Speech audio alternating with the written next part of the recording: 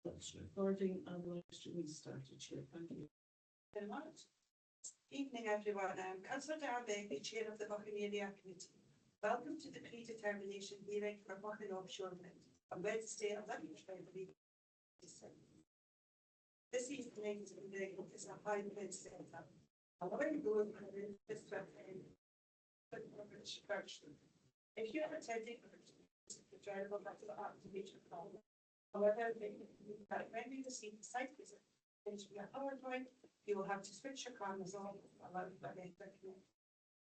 And I ask that all attendees coming in virtually mute their microphones when not speaking, and please do not come in during unless you are invited to do so. Councillors are permitted to ask questions at the conclusion of their representation. Please do this by notifying myself not function on your laptops, or if in the chamber, please indicate to me by simply putting your hand up. And I ask you to also introduce yourself. If we are experiencing some background noise, officers may mute microphones that are open. However, please note that although we are able to mute your microphone, we are not able to unmute you. This is something you have to do yourself using star 6. If any councillors or officers lose connection or have any technical issues during the meeting, we have IT support available online. Please contact James Allen today. In addition, the committee officer provided councillors and officers with an email today which contains a dial-in phone number and code. Some housekeeping. The toilets are situated just outside the chamber to the left, and tonight we have no fire drill plan. If the fire alarm does sound, we should all go out the main reception door and head towards the staff car park to the rear of the building. Before we make a start, can I ask Amanda, Road Area Manager, to read out the procedure for predetermination hearings? Amanda, please. Sorry, Chair, we're really not hearing you very well online. Okay, Councillor Gifford, I will shout louder. That's very unusual for you, Chair. Thank you. Is that better? That's much better. That is better. Thank you. Thank you, Chair. These hearings were required to enable the views of applicants and those who have made representations to be heard at committee before a planning decision is taken. They are only used for national departure developments and major developments which are classed as significant. The Chair has already welcomed the parties and will explain the purpose and format of the hearing. The Chair will also ask those who wish to speak to indicate at the start so that the sequence can be agreed. The Chair will then explain that the hearing has been arranged to allow third parties, not necessarily objectors, to give their views with a benefit of statement from a planning officer and a description of the proposal from the applicant before the committee will reach a final decision on the planning application. The Chair will explain that third parties should focus their comments on their views already expressed in writing. If any new information is presented by the applicant or the planning official or any previous misunderstanding is clarified, comment is allowed. The planning officer will identify in no more than 10 minutes the planning policy against which the application is to be assessed and draw attention to any other key material considerations. Any other relevant officer will identify any concerns. The applicant and agent in no more than 10 minutes shall outline the application and address written representations. Those wishing to make representation, again in no more than 10 minutes, will be heard, precedence being given to representatives of community councils and other community bodies, followed by those who are speaking on behalf of several bodies, and then by individuals. If any party wishes longer than the recommended 10 minutes, the Chair should seek the views of other parties present and make a decision following discussion with other members of the hearing in light of current circumstances. Councillors who are appointed to hold the hearing are allowed to ask questions of any of the parties to clarify points raised, and if necessary, may recall a previous participant to give a view or to clarify. After all parties have concluded their presentations, the Chair will ascertain that other members of the hearing had their requirements for information met. If appropriate, the Chair will indicate that the report of the hearing and an officer's report will be considered at a committee meeting in the near future, and the Chair will then close the meeting. Thank you, Amanda. This is a predetermination hearing for planning application reference number APP 2025-1617, onshore transmission infrastructure for Buchan Offshore Wind including landfill point, cable route corridor, cable circuits, erection of substation, control building and associate works to connect to the transmission grid. This hearing has been arranged to allow those with a stated interest in the application to give their views. Following the hearing, a planning report will be circulated to the Buchan Area Committee, along with a note of this predetermination hearing. The views of the Buchan Area Committee will then be forwarded to Infrastructure Services Committee for its consideration when determining the application. Although the hearing is open to the public, only the applicant, relevant officers and those with a valid letter of representation to the application and who have submitted a request to speak within the necessary timelines will be permitted to speak. Speakers are allowed up to a maximum of 10 minutes and should focus their comments on views they have already expressed in writing. For each speaker, I will indicate at 9 minutes that you have 1 minute left. Only councillors are permitted to ask questions of the speakers and may recall a previous speaker for clarification if necessary. It is my intention to take a comfort break at a suitable point in the hearing for approximately 10 minutes. Can I invite Area Manager to confirm which councillors and officers we have in attendance this evening? Please. Thank you, Chair. In attendance today we have Councillor Diane Beakley as Chair and is in person, Councillor Anne Simpson, virtual, Councillor Colin Simpson, virtual, Councillor Crowson, virtual, Councillor Powell, virtual, Councillor McWhinney, virtual, Councillor James, virtual, Councillor Chapman, virtual, Councillor Stephen Smith is in person, Councillor Alan Turner is in person, Councillor Black, virtual, Councillor Carr, virtual, Councillor Blackett, virtual, Councillor Davidson, virtual, Councillor Crawley, virtual, Councillor Carney, virtual, Councillor Sullivan, virtual, Councillor Hassan, virtual, Councillor Gifford, virtual, and Councillor Cassie, virtual.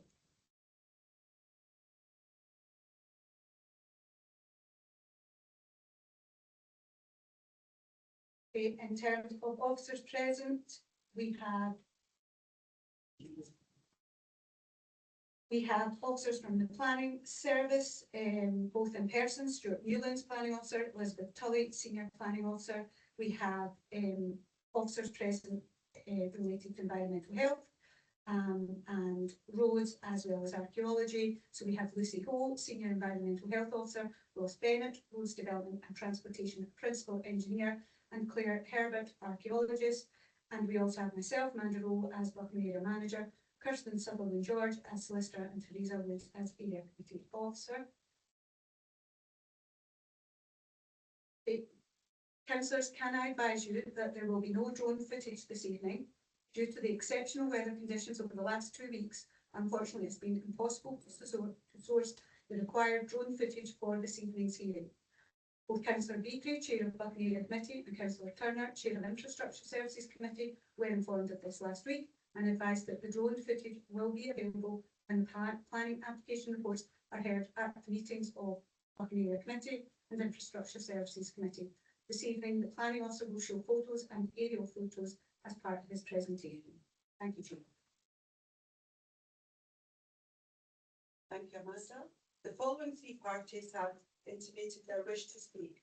First, the applicant, who is here in person. Second, for Ritchie councillors, it was Mr. Ritchie's intention to join us virtually this evening. However, due to exceptional circumstances, Mr. Ritchie is unable to do that.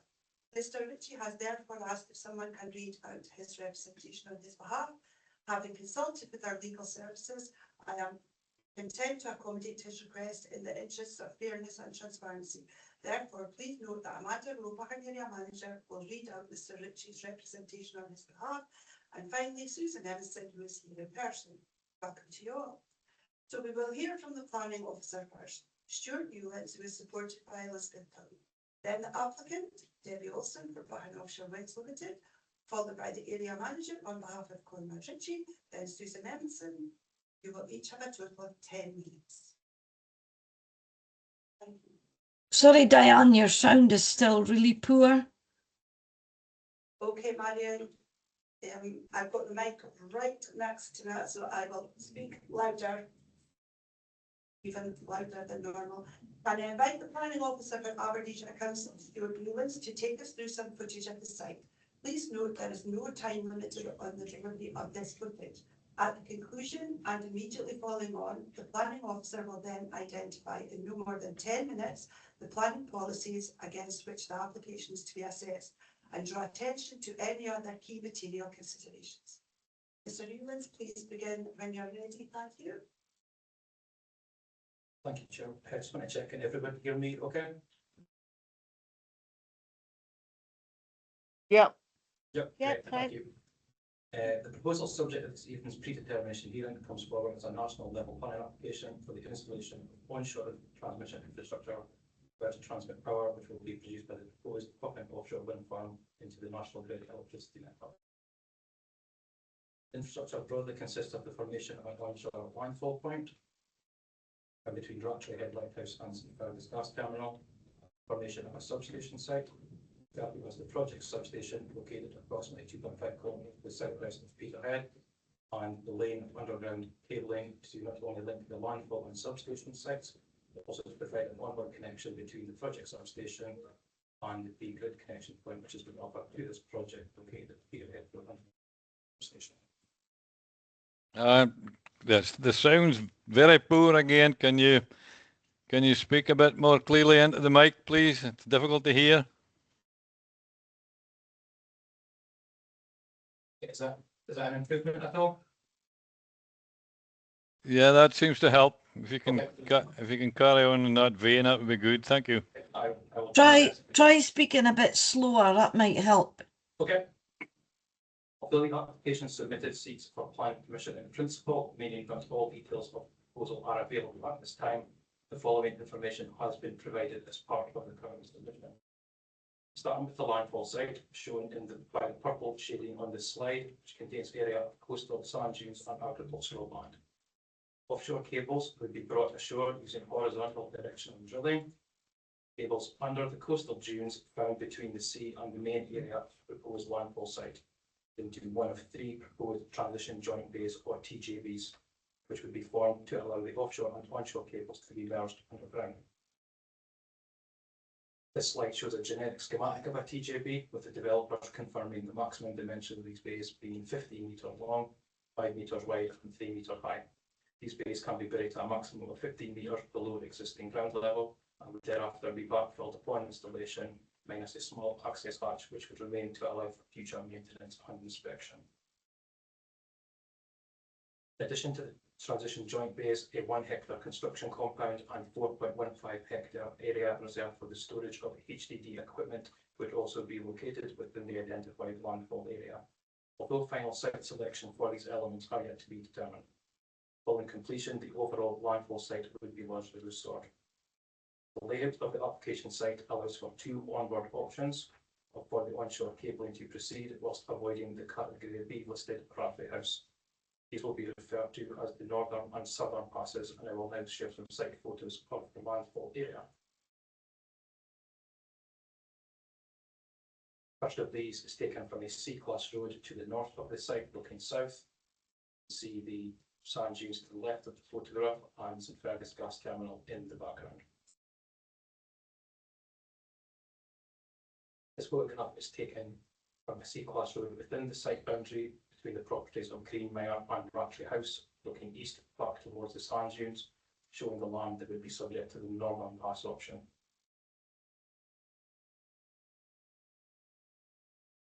This photograph is taken from high up in the sand dunes, looking south towards the gas terminal, that shows the transition from the sea under the sand dunes to the flatter area of agricultural land seen to the right of the photograph.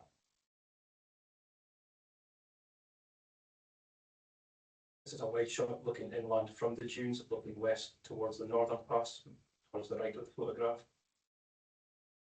With a slightly zoomed in version, the previous photo was showing an indicative area the cable could pass to the north of Ratchley House, to show by the red dashes down. Similarly, this shows the southern pass just to the left. Picture. Again, a zoomed in version showing an indicative area where the cable could be installed and the southern pass option. This photo was taken from a C-class road to the southwest of Rattray House, looking northeast, shows the extent of the southern pass with wooded areas belonging to Rattray House to the left and the gas terminal just outshot to the right.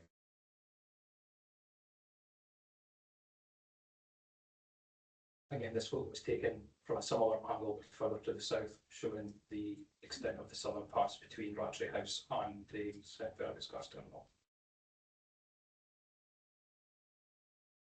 From the landfall site, the underground cabling would move westwards away from Rattray House, passing under two potential points where it would meet the A90, before merging on the western side of this road to form a single corridor which remains relatively consistent at 600 metres wide for the majority of the remaining route. The main method for laying the cables throughout the corridor would be via open trenching and subsequent backfill, with the use of horizontal directional drilling to be applied when cabling would encounter a physical barrier or obstacle such as larger waterways or roads.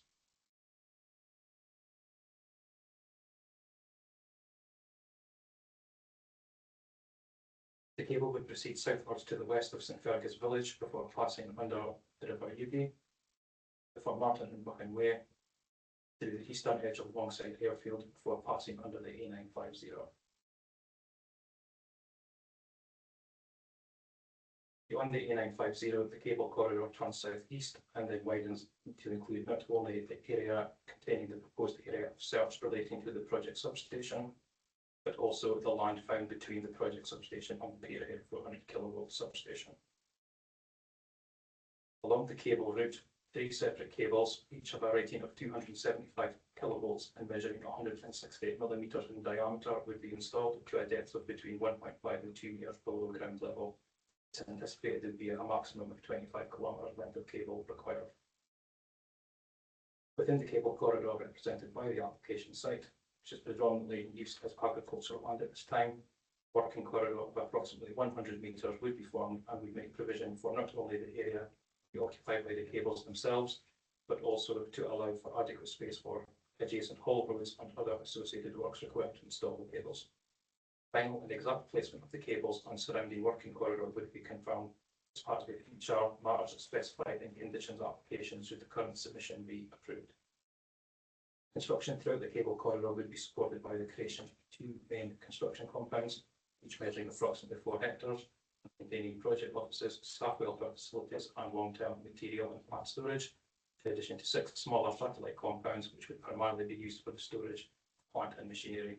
Again, final details of the placement of these compounds would come forward as part of a future MSC application. However, it can be assumed such compounds would be placed at regular intervals throughout the cable corridor route and take account of distances to the public road network. In any event, all construction compounds would be removed upon completion of the proposed development and land restored to its previous condition. This slide shows the area of search for the project substation, highlighted by the yellow outline, meaning the final location of the proposed project substation would be contained to this area. The overall purpose of project substation is to boost the 275 kilovolt rating of power being received from the onshore offshore wind farm to a rating which can be accepted by the offered grid connection point, which is shown in green at the top of the slide. In order to fulfill this role, a project substation would typically require components such as transformers, shunt reactors, synchronous compensators, protection equipment and harmonic filters, amongst other elements, in addition to associated work such as site drainage, formation and access, parking and landscaping. Due to the coastal location of the site, the developers have confirmed that this would be a gas insulated substation site, meaning the majority of the proposed infrastructure would be housed within the buildings in order to protect plant and machinery from the elements. Has been indicated by the developers the maximum footprint the project substation site would occupy is 300 metres by 250 metres, with an anticipated maximum building height of 15 metres. A related construction compound would also be sited within the area of search. Similar to the landfall site and cable corridor elements of the project, the final location and details of the various elements which would make up the project substation site are yet to be finalised.